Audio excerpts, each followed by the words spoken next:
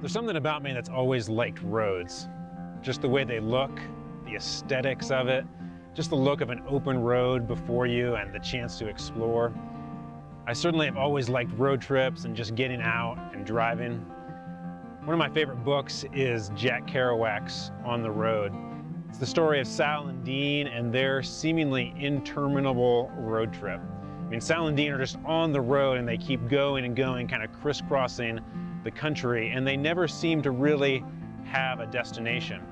In fact, at one point in the novel, Sal and Dean are in some nameless Midwestern town, and the stranger comes up to them and asks them, "You boys going to get somewhere, or are you just going?" And Sal and Dean don't answer, but the implicit answer of the book is really they're just going. It's just about the journey and everything they can suck out of it, and the destination doesn't really mean anything.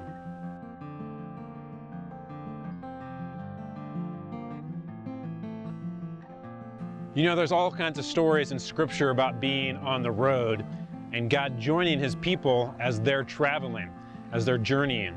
So you have Jacob when he's fleeing, he's on the road, and God meets him on the road, and he has this incredible dream. And you have the people of Israel fleeing from Egypt, and they're on the road journeying to the Promised Land as they travel through the wilderness.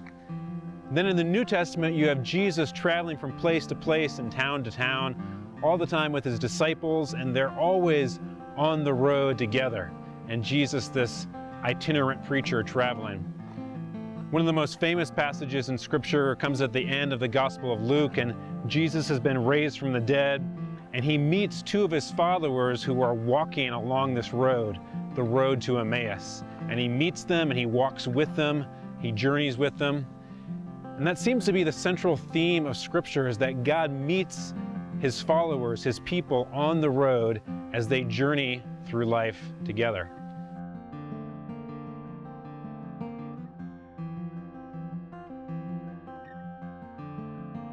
I think one of the best ways to think about Christianity is to think about it as the way of Jesus.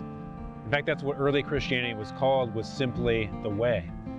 So the idea is that we are on the road with Jesus, and He is walking side by side with us, but He's also walking ahead of us. He has already traveled this road for us. He walked towards the cross, and He walked through death into resurrection. So He has already set the destination for us.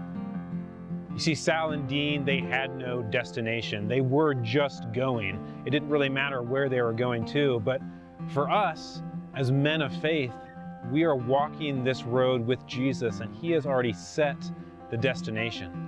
And that changes everything. That changes our whole way of life. That He has walked this road for us, and we are to now walk it with Him and follow in His footsteps.